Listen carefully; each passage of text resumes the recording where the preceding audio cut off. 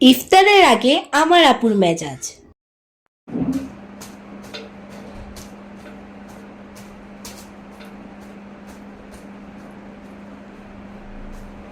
আপু, কি করস তুই?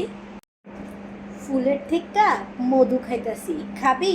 আয়, তুইও আয়, খা খা, অনেক মজা, খাবি? পেয়ারা কাটতেছোস? আমাকে দে, আমি কেটে দেই। না না না না, তুই নবাব জাদি পেয়ারা কেন কাটতে যাবি? তুই তো আমার সারাদিন মাথাটা খাস না। আয়, আমার মাথাটা কাট, কাট কাট, আমার মাথাটা কেটে ফেল।